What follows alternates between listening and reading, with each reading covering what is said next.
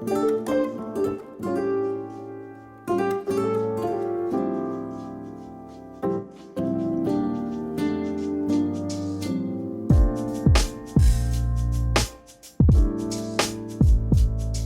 in the super again, people. It's like 11:30 at night and I can't fucking sleep. Oh my god. What is going on, everyone? Welcome to another episode of the Robert Verdugo podcast. This is episode 10. We finally hit double digits, man. Fucking hell. That is nice. Like, think about it now. That is nice. Having 10 podcasts under me belt. I'm looking forward to having guests on the pod. I'm guests as in just mates, but you know what it is. Like, it'd be nice to have someone on the pod to talk to. And, the podcast in general is based on a variety of different things. We talk about, we've talked about the tattoos before. I've actually got another podcast coming out next week, which is my first experience at National Gallery Victoria. So that's going to be a very interesting pod. But, it's based on a lot of things.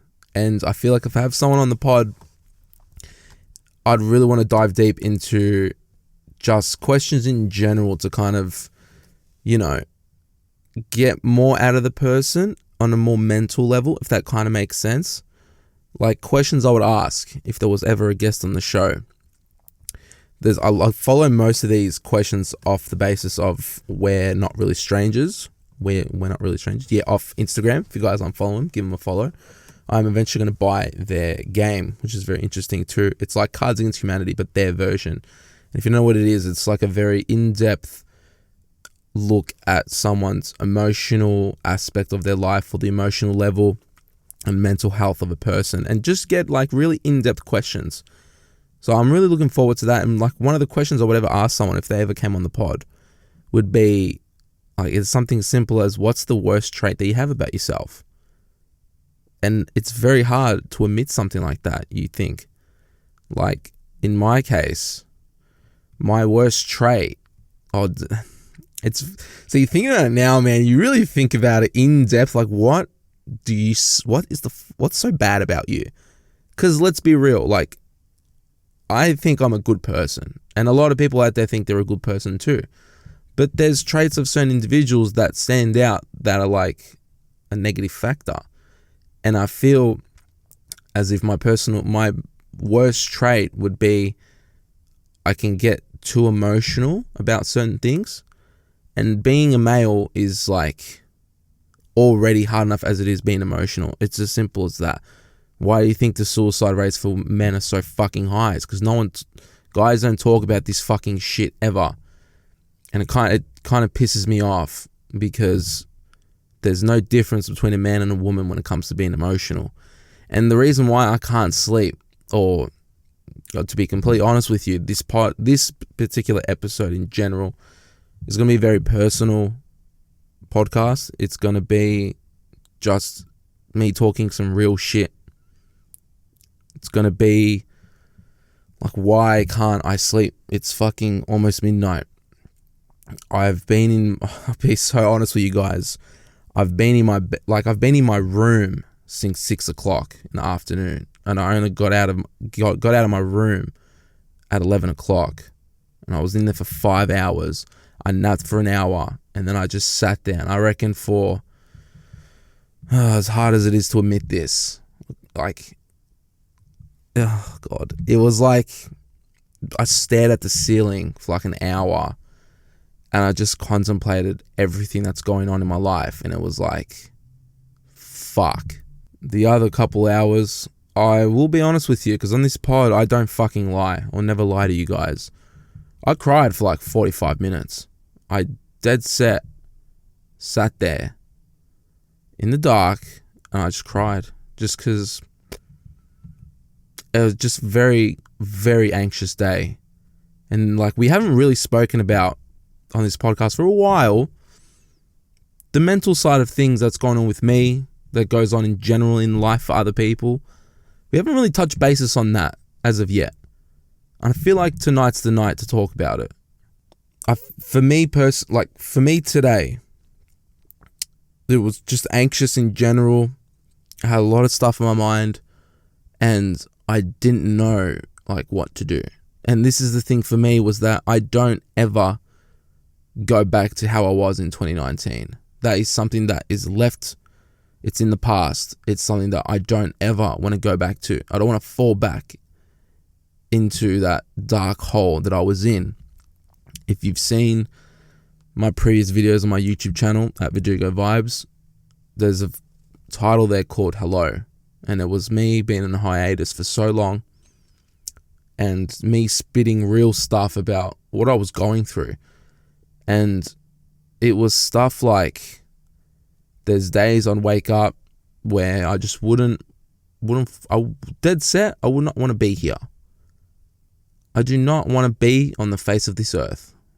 It's as real as it can be. I'd wake up some days and think, what the fuck am I doing here? Why do I exist? Why should I even exist? I don't mean anything to anyone.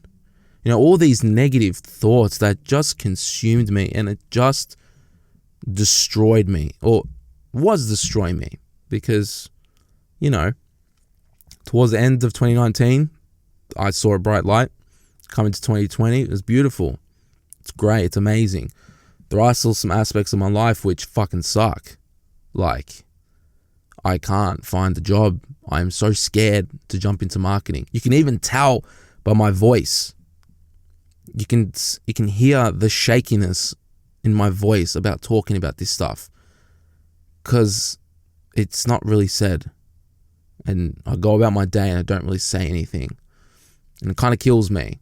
The way I've seen 2020 thus far, we're in the first month and a half, couldn't have been better. I'm happy. I'm fucking incredibly happy. There's reasons why I'm happy. I'm not going to specify that at this moment in time. Maybe in the future I will. But there's still days out there where this shit sucks.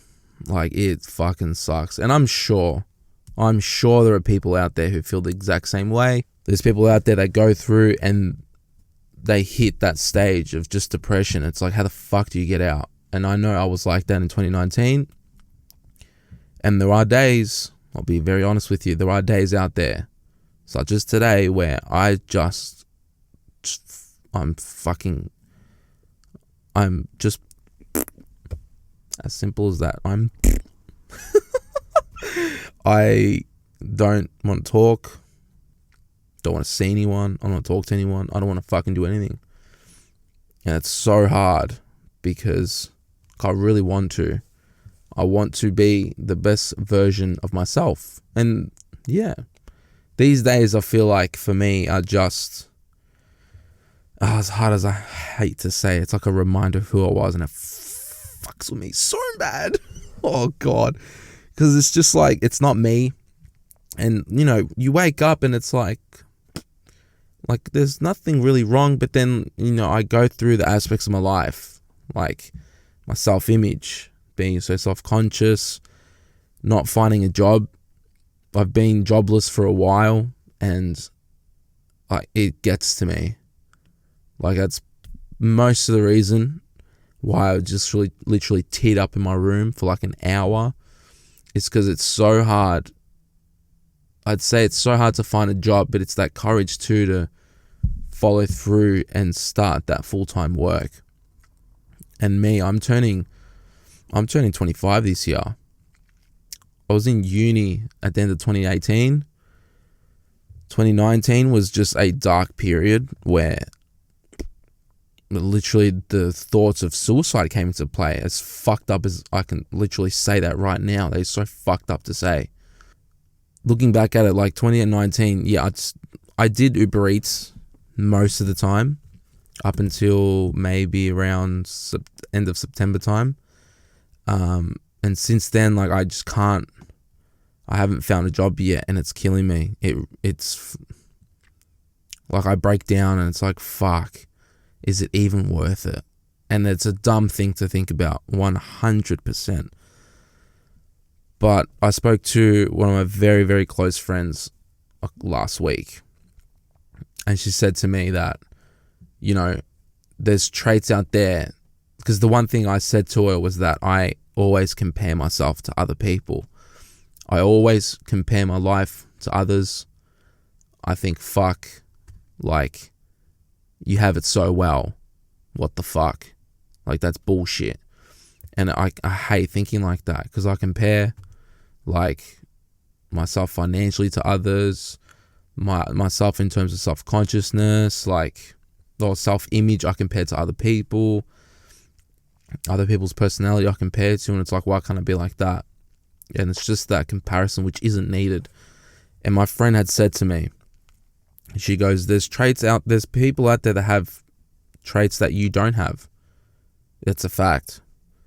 But there's traits that you have that no one else has. She said to me, you can be on camera and you can be the most realest person. The person who you are on camera is the person you are in real life. And she said to me, there's no one that she knows, there's no one that I know, like myself, that does the same thing. There's no one that, she goes, when it comes to an interview, if you have to do a video interview, Rob, you're going to fucking kill it. You're going to blow it out of the park. You'll literally be their number one pick if it comes to a video interview and they want to get to know you, because you're yourself on camera. There's no fake version of you. There's no mask that you put on when you wear a camera. There's nothing like that. And then I thought to myself, whoa, you're right. I don't know anyone that can, get on camera like me and just talk shit, or get on a podcast like this and talk shit for up to an hour if I need to. She also said to me that, do you really understand people when it comes to an emotional level? She goes, whenever I have something like emotionally going on, I come to you. And I thought, fuck, no shit. That's literally the thing I said. No shit. Are you fucking kidding me right now? Like, one thing that always stick with me, literally forever, because I've never ever been told this in my life. This person had said to me, a separate person by the way, someone who I've met, she said to me, you're very emotionally intelligent. And I was driving when she told me this, and I was like, what the fuck? Really? Like, I've never ever been told this. She goes, yeah, you are. You're very emotionally intelligent. You know emotions. You know when people are feeling a certain way. And that really, really stuck with me, because that's a trait where, some people don't have. Some people don't feel a sense of sympathy for others. People can't show sympathy, or, when I feel fucked emotionally and I need to go to someone, there's people out there that you go to and they just sit there and they can't deal with it. And that's not to say that makes them a shit person, because that's not their trait. I've got people out there where I'll go to them to have a good time. I'll go to that certain person because I know they're fucking good at partying. I know I can go to a certain person for banter because I know they're funny. I know I can go to someone for, advice when it comes to emotional support, because that's what they're there for. And I feel like for me, I'm not that person to go to for partying. Fuck that shit, because I don't party. I'm that person to go to whenever you have something wrong with you that's emotional, you don't know how to handle it. I'm that person to go to, and that's a trait where I feel like that really sticks with me and will always be a part of me, and I'm very happy to have that. But then on the opposite side of the spectrum is that doesn't get me a fucking job. That doesn't get me a fucking job in marketing, and it fucking kills me. But the other thing is, I learned all this YouTube, this podcast, I did it all on my own. I've done all of this on my own with no help. Yes, I've had people push me to make more videos. I've had people come in and go in my life and say, hey, get on the horse again and start recording videos. And for that, I have the utmost respect for them pushing me, because sometimes I just don't want to do it and I need that push.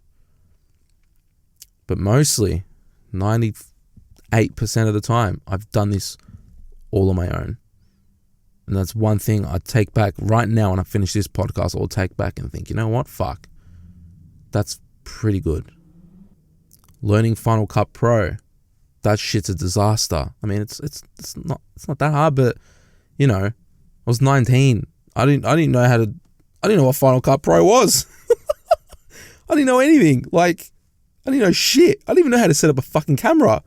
I had a DSLR in my hand and thought, how do I press record? That's literally the only thing that was going through my mind.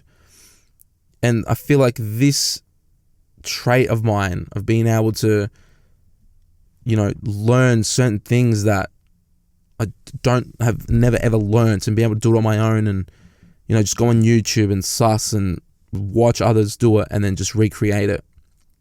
I feel like that's a good trait to have.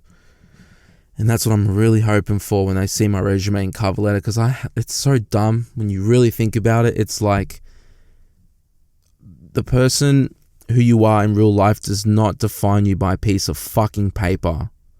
Like, that pisses me off so much, because look, I don't have a 10 out of 10 English vocabulary and can write a beautiful 10 out of 10 essay.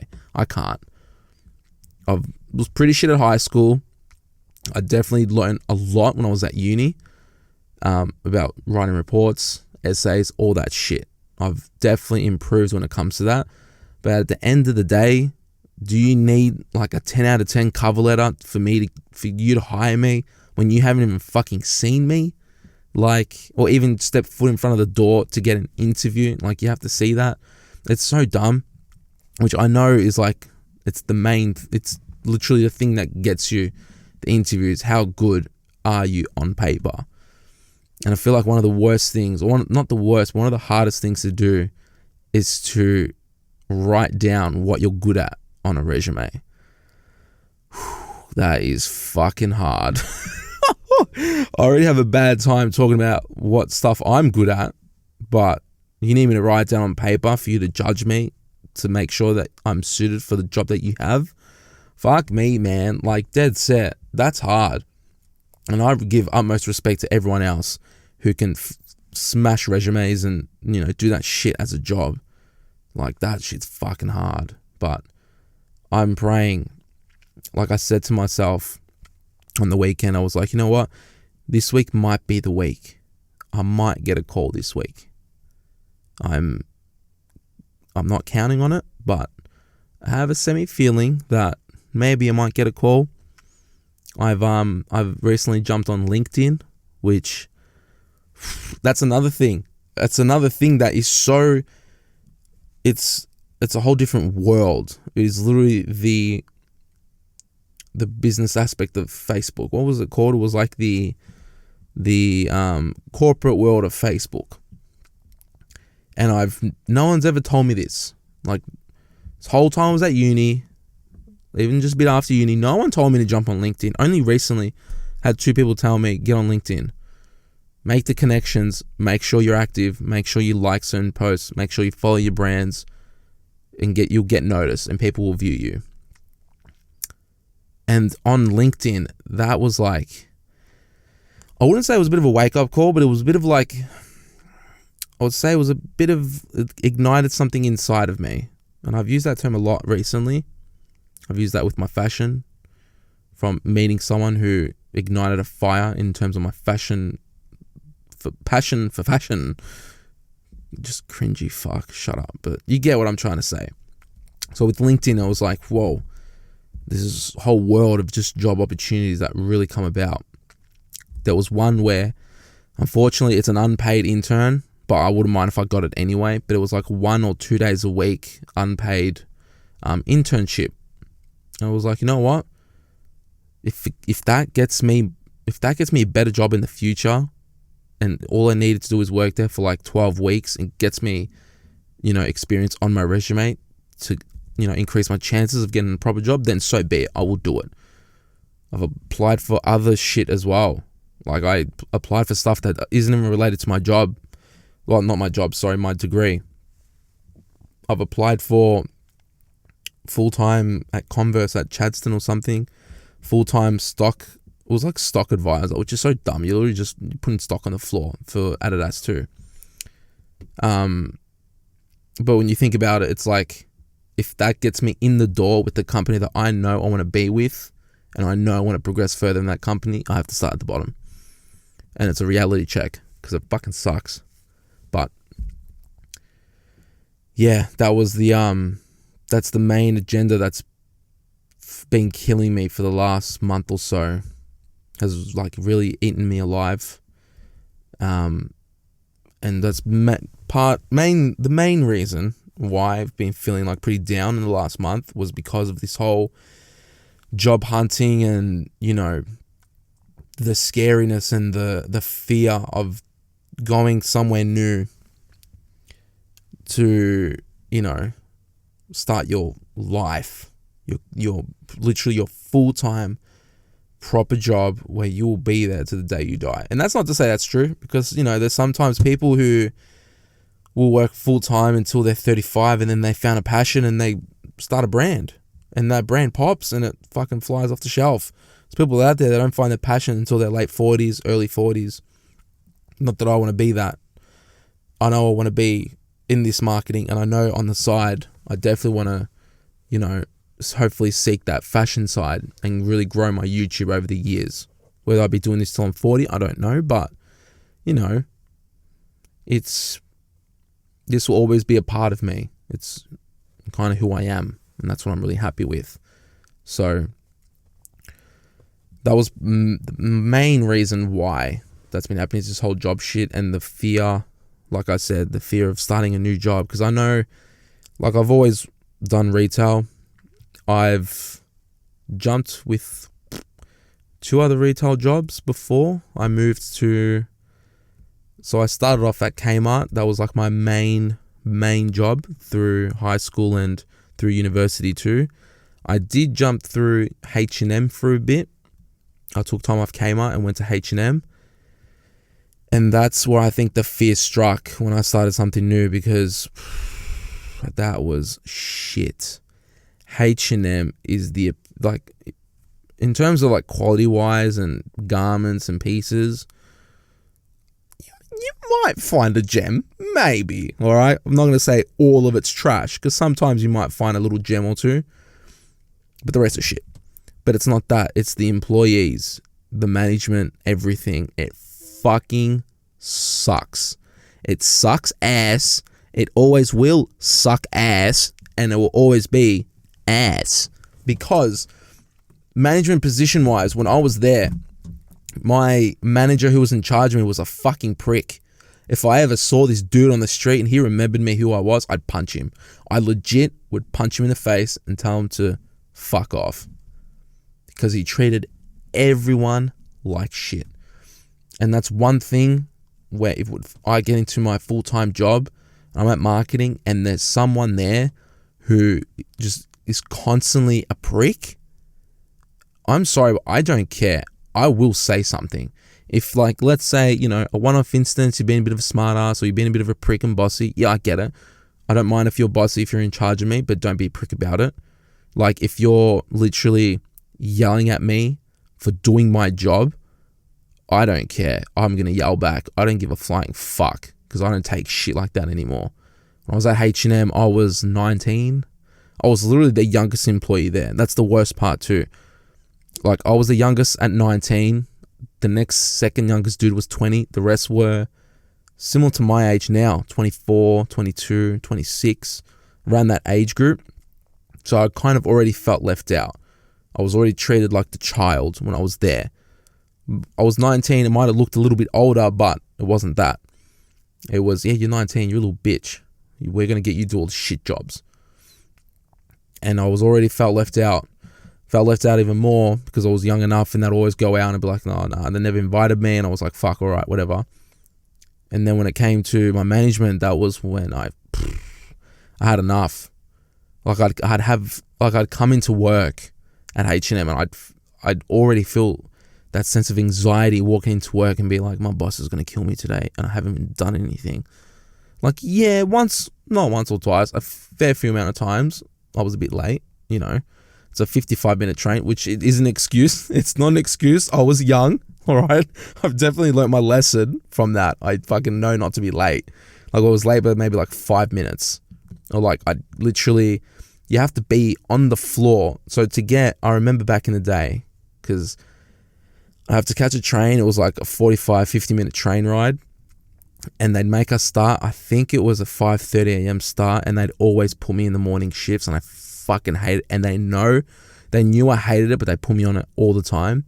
So I was part-time. I was contracted for like 25 hours a week. I remember working like 12 hours on my fucking birthday. No one knew it was my birthday until like 3/4 of the way through. Like, I don't know how someone found out that it was my birthday. And like, oh, it's your birthday? I'm like, yeah, but I'm fucking here, and I've been here since 6 a.m. I'm leaving at like 8 p.m. or 9 p.m. or wherever it was. But the matter of fact was, I'd always be like 5 minutes late. But to get there, right, you'd have to go through the back end of H&M. You go through upstairs. You have to catch an elevator, whatever. It wasn't an elevator. It was fucking stairs, bro. You had to walk 2 flights of stairs. That's like, it's like literally 5:45 in the morning. Mind you, I was a dickhead back then, because if I had a 6 a.m. start, I had to be on the train by 4:45. I'd get up at 4:30, and I would go to sleep at 2:30. I'd have 2 hours sleep, man. How fucked is that? That was like, whoa. But anyways, I'd have the 2 hours sleep. I'd miss the fucking train, so then I'd be like, God damn, I've got to make the next one, whatever.